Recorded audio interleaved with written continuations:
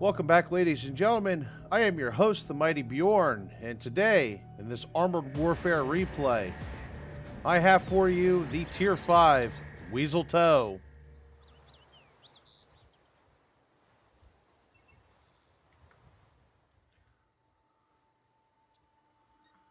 Show the vehicle off here a little bit so you can take a look at it, using actually the Russian winter camo in this vehicle, although it doesn't look bad on the Wiesel, even though it's very Russian. And we're going to talk a little bit about the vehicle here, but I do want to cover right off the bat, you're going to see something that you usually don't see in my replays, and that's me getting my ass killed. This is not a vehicle that you want to be spotted in, and it can be a god-awful, dreadful experience driving the Wiesel, especially when it's stock, even at Tier 5.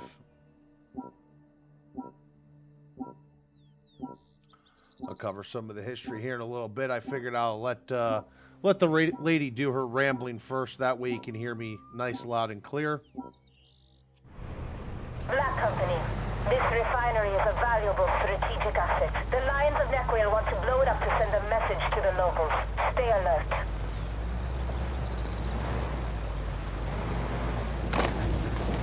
Alright, so let's talk a little bit about the Wiesel here. The Wiesel Armored Weapons Carrier, or AWC for short, was a light transportable armored vehicle. Very similar to the tankettes of World War II. It is the only true modern tankette used in Western Europe. The Wiesel was developed to meet a requirement set by the German Army for an air transportable vehicle to be used by airborne troops. At the time, it was felt that airborne troops were underprepared to combat modern main battle tanks of the time. This is actually the 70s. Identify. Hostile tank.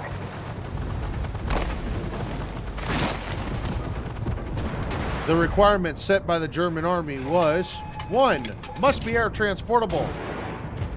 I'd say they did a pretty good job on that. 2. Must be able to fit into common NATO transport aircraft of the time. C-130, different types of helicopters like the Chinook and the CH-53. And 3. Should be able to combat armored vehicles as well as infantry. Porsche would take the task to produce some prototypes, but the Bundeswehr would put a stop to the project in 1975 because of the lack of funds. However, Porsche would continue the project because of interest from other countries for the new vehicle. In 1985, the Bundeswehr would order 343 of the new vehicles. Yeah, that didn't take much, did it? That's the painful part about driving it. Deliveries of the new vehicles would begin in the late 1980s. Production would run from 1979, that would be the prototype models, to 1993, and a total of only 343 vehicles would be produced. No other vehicles would actually be sold out of country from what I can tell looking at the records. The Wiesel AWC would have a wide variety of weapon systems. You have the almost pronounced that wrong, Aufklärung, which means reconnaissance. You have the Wiesel Tow, which you see here, and you also have the Wiesel MK20, which has the Rheinmetall MK20 RH202 20mm autocannon. That would be the produced variant of the Wiesel. The Wiesel Hot is actually a prototype. Another prototype variant was the Wiesel MK25, which would mount a Rheinmetall MK25 25mm automatic cannon. Said 25 a lot there, didn't I? The Wiesel Radar, which would have the RAWTAX radar system. It was a multi-purpose radar system. And the Wiesel BTM 208, which mounted a SAM BTM 208 turret with a 50 caliber machine gun, as well as a coaxial 7.62 millimeter machine gun.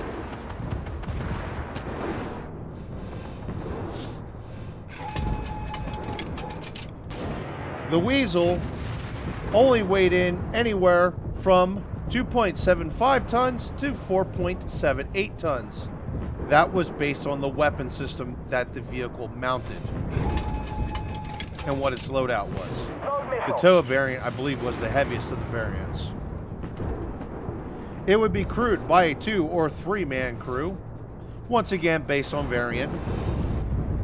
The armor would only provide protection from small arms fire, such as infantry rifles and something like a 30 cal machine gun.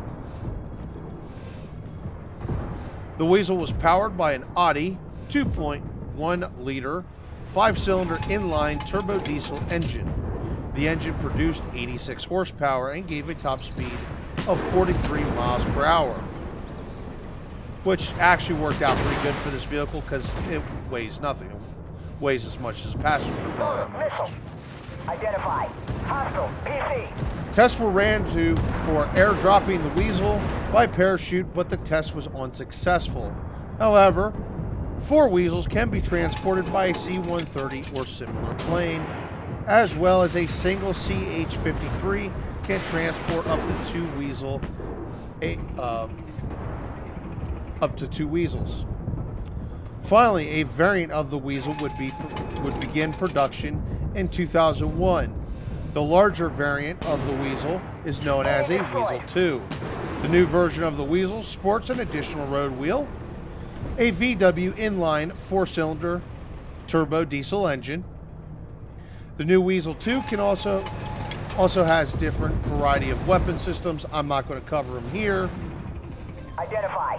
Hostile. Tank. So far, a total of 178 Wiesel 2s have been produced. So there you go. That is the history of the Wiesel. Now, one more thing I'm going to give you here before the end of the video. This vehicle was actually deployed into Somalia, and it had some other deployments. I didn't make note of them because I wasn't sure if I was going to have enough time to cover them. But so there you go. The vehicle actually was deployed in certain operations with the Bundeswehr. Now, that being said, in armored warfare, what you have here is you have the TOW variant. It is considered a tank destroyer, although it would be closer to an AFV, in all honesty. Or even, as I said previously, it kind of tickles me that it's a tankette. You don't really see those anymore because they were not really all that successful when they were around. However, what you have here is you have a vehicle with essentially mediocre spotting range, a mediocre rate of fire, because even with the top tier crew and a breach block, I still have an over 14-second reload. It's like 16 seconds without that, and it's like 18 seconds when you first get the thing. It's painful. The TOW missiles do hit hard. They are powerful, and they will penetrate just about any damn thing they hit at this tier. It does actually have a pretty good camo rating. Not sure why you're seeing the eye every time I aim down sight. Great job, Black Company. The refinery is under our control, and the explosives... I'll talk a little bit more about it here in a moment. But this is the Tier 5 variant. The Tier 7 Wiesel Hot version prototype is at Tier 7. That being said, as a vehicle for PvE, it's actually not very good. However, a friend of mine used to run the Wiesel Hot quite a bit for Global Ops and PvP, and he actually ran the vehicle to pretty good success due to its high camo rating and very good mobility. However, as you've seen earlier, you get spotted, you die. And that's actually the problem with running this vehicle at PvP or PvE. It's very hard to find positions where you're never going to be spotted. This vehicle literally cannot ever afford to be spotted. But anyway, so there you go. There's that game. I did 14,061 damage, spotted 4 enemy vehicles, and destroyed 4. That was in a tier 6 match, folks, and I was actually number 2 in damage. However, I'd be far from the top of the food chain in spotting, but I wouldn't be the bottom of the barrel either. All in all, I would be number 3 in experience earned, because apparently spotting gives you more experience than actual damage. Beats me. Anyway, folks, there you go. That is the video covering the dreadful Wiesel. I don't have to play that anymore. Hoorah. Thank you very much for watching, folks. Hopefully you enjoyed this Armored Warfare replay, and hopefully I will see you for the next video.